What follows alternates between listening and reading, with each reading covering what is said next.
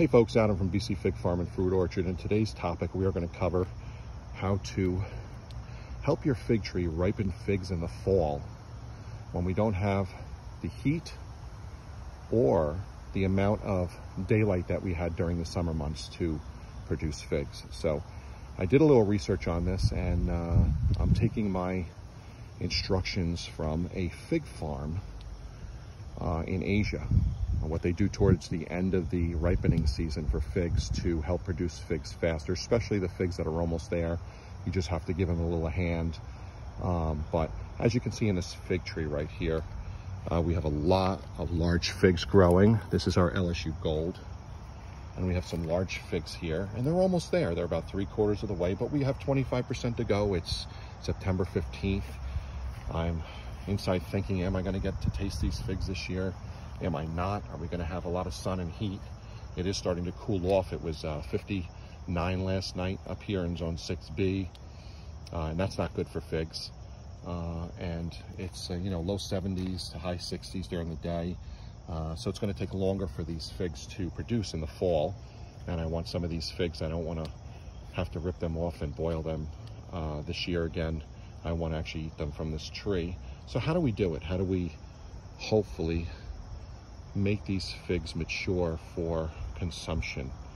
And there's a little trick that I learned. All the energy in the tree right now, as you can see, because it grew prolifically this year, it's about 6 feet right now, on top of my forehead. So a lot of the energy is going into top growth and leaf production. But if you could see that on the top of the tree, I pinched this tree about 2 months ago, so it would stop growing at 6 feet. It's our fastest grower in our fig orchard. And you can see little figs coming out from where I pinched the tree on the top. I'll show you right there where I ripped and pinched the tree on the top so it would stop its growth. And we have a video on pinching your fig trees. Don't forget to view that to show you on why we stop the growth of our fig tree so we can get figs this size towards the end of the season on our large production fig trees. Please watch that video if you need any further information on pinching your fig trees. Anyway, we pinched the tree at 6 feet, but how do we really push these figs to produce so we can eat them before, I'm going to say, another 15 to 30 days, and then we're done basically with the production of figs in zone 6B. So one of the Asian techniques that I just researched that will help us produce these figs is by cutting the leaves off of the tree except for the top 12-inch section. This is what they do in Asia towards the end of the season to make bigger, fatter figs. More sugar goes to the figs, more energy goes to growing the figs. So I'm going to adopt this technique in my fig orchard in the United States here in zone 6B. And we're going to see how fast and large our figs grow. So one of the things that they do is they start at the bottom, and all they're doing is they are, let me get this camera on this. They're taking these leaves off, just like that, okay? Because a lot of the energy of this fig tree is going into the leaves now, and we don't want that. We want the energy to go into our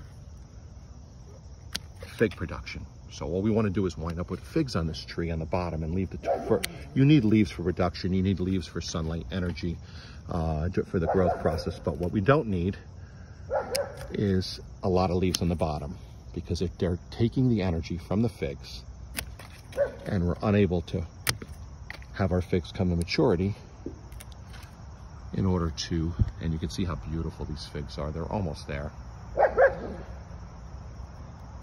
And we're going to take these leaves off all the way to the top 12 inches. I don't see any, but I'm going to leave that one right there. I'm going to take this one off. I'm going to take this one off. That's taking a lot of energy away from our tree. And you want to take the leaves off all the way up to the point where you have your figs that you're going to consume this year. And you want to leave the leaves where the little figs are up here, so it can draw energy from the sun, go into the leaves, and go into the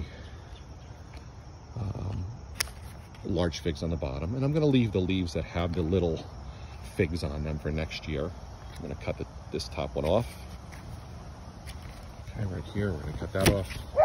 But we're gonna leave 12 inches of leaves so that we can still have the energy going into these trees, okay? So, there we go. So, as you can see what we did to this tree, there's the leaves right there.